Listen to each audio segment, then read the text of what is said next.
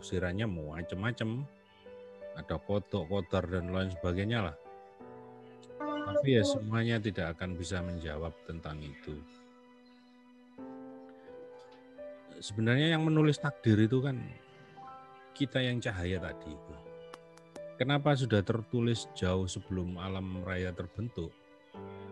Ya kita yang cahaya tadi sudah tidak kena hukum ruang waktu. Mana ada alam belum terbentuk, mana ada alam sudah terbentuk, wong dia sudah di luar waktu. Atau kalau dalam wacana Jawanya, dia yang punya Bathara Kala. Bathara Kala itu kan dewa waktu yang memakan apa saja. Tapi ketika cahaya ya nggak bisa, karena cahaya itu justru yang kita cahaya tadi yang mempunyai waktu. Nah itu yang menulis takdir kita ya kita itu, kita dalam dimensi tinggi kita yang terlihat sebagai cahaya itu. Nah itu yang menulis. Nah kalau kita tidak, makanya saya sering bilang ya nasib ini ya milik manusia seutuhnya. Kita mau nulis apa, kita nulis takdir artinya kita menulis tentang kehidupan kita. Kita menyengaja tentang kehidupan kita. Kalau kita tidak menulis takdir, artinya ya kita menulis yang ngawur. Ya, ketika kita tidak menulis, artinya ya kita sudah menulis yang tidak terkontrol juga akhirnya. Maka ya ditulislah. Contohnya saja, ketika di Jakarta kemarin, yang di Luminor itu, tiba-tiba ditunjukkan sebuah jalan. Ini kalau mau balik meninggal, proses kemeninggalan itu terlihat sekali prosesnya. Bagaimana ruh itu berjalan dari bawah ke atas, terus ini nek diteruskan lah gimana Gusti? Ya ini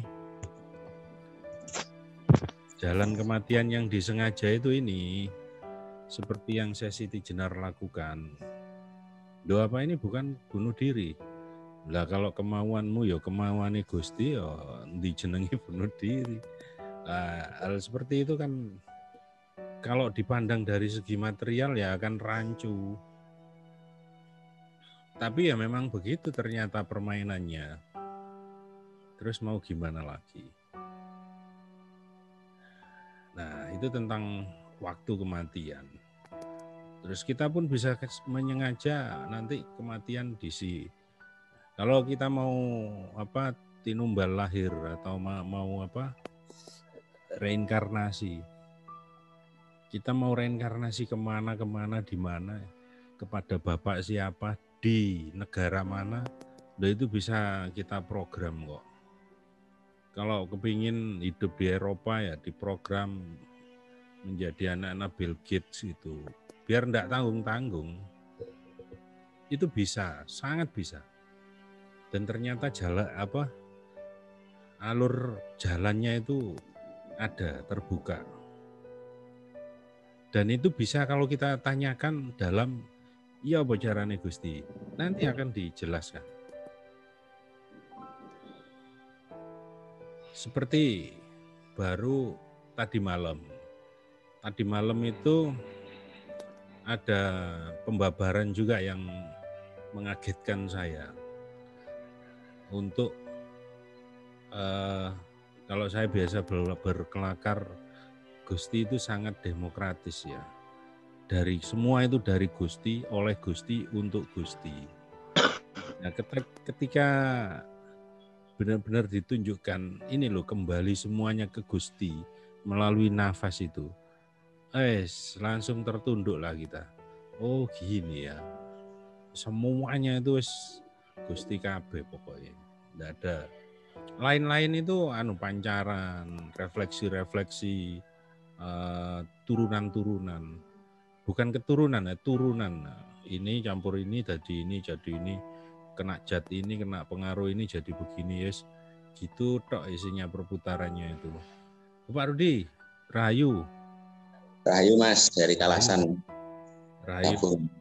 Tapi dibalik semua yang sangat kompleks dan ruwet tadi, kalau kita alur satu-satu, kita urai satu-satu alurnya, akan kompleks sekali. Dan kalau dengan menggunakan kapasitas akal yang tidak juga berkembang, ya akan sulit mencapai pengertian. Maka mudahnya, yang paling mudah disederhanakan dan sangat bisa dilakukan, yes, energi ini untuk pelimpahan kasih, pelimpahan sayang, pelimpahan kerahmatan, pelimpahan apapun kepada semua, kepada siapapun, bahkan pelimpahan terhadap diri kita. Siapa yang melimpahi siapa? Kesadaran agung kita melimpahi tubuh kita, melimpahi akal kita. Loh, itu ternyata sebuah komunikasi yang banyak berterima kasih juga mereka itu. Jadi benar, kita ini Tuhan dan sekaligus hamba. Kita ini Gusti sekaligus manusia fisikal gini. Kita ini Tuhan atas kemanusiaan ya Mas? Ya, Tuhan atas kemanusiaan. Ya Tuhan ya manusia gitu. Jadi semua dimensi itu ngumpul jadi satu di manusia ini. Itu kemudian kita kalau tidak sadari di masing-masing kedudukan itu, ya akan biasa-biasa saja. Tapi untuk mencapai kesadaran sana, kalau kita memakai pendekatan kedewaan kita, ya enggak bisa, kotar kadir nanti. Misalnya ketika kita ditemui dewa-dewa itu, Brahma, Dewa Wisnu, Siwa, ternyata itu kelayakan kita bagi mereka. Leburkan kepada mereka, leburkan. Nah, ditatap dekat sama leburkan. Loh, kita itu juga jadi dewa. Jadi bukan sekedar ketemu terus bangga, dapat senyum, terus lega gitu. Enggak, itu sebuah tanda bahwa kita layak seperti mereka, kita punya fungsi seperti mereka. Nah, raih fungsi itu sehingga kita menjadi Brahma, pencipta kehidupan kita juga penjaga ya. Dan kita pun meleburkan diri sendiri pada alam semesta ini kan. Bentuk-bentuk peleburan dan sifat-sifat kesiwaan. Jadi kasih sayang itu jangan kemudian dimaknai hal-hal yang indah dan berbunga-bunga selalu. Kasih sayang itu bisa juga berupa darah. Darah kalau kita lihat dari sudut pandang ke yang rendah itu, waduh kok ini anti kemanusiaan gini-gini. Enggak juga, ketika dilihat dari sudut pandang yang tinggi beda lagi itu. Jadi dunia ini ya sini benar-benar maya dan penuh pertarungan, wajar. Apapun yang kita lakukan, dunia ini ya begini ini, pertarungan terus. Rahayu Mas Bonang dan teman-teman Mbak Windy. Rahayu Mbak Ani. Iya, kemarin belum sempat komunikasi Mbak Ani ya. Yeah. Kelupaan saya, maaf. Enggak apa-apa Mas Bonang. Masih ingat saya. Selalu ingat dong. Ada sesuatu hal yang mau saya sampaikan. Cuman nanti via telepon mawon Mas Bonang biar enggak ganggu.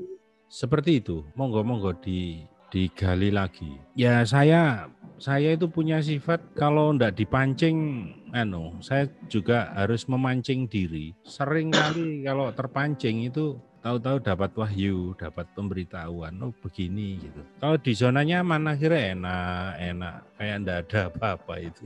Monggo kita diskusi, nanti kita meditasi cahaya itu aja sudah. Yang mau menyampaikan sesuatu bisa dinyalakan mikrofonnya. Rahayu. Itu minta petunjuknya mengenai cakra itu yang tadi ada 9 atau berapa itu. Cara mengaktifkannya. Cara mengaktifkannya. Kang Hadi, jenengan lihat saya ini sudah aktif semua, jenengan rasakan, tutup mata. Tutup mata, rasakan ini sudah. Di mana ada denyutan, disitulah cakranya sudah aktif.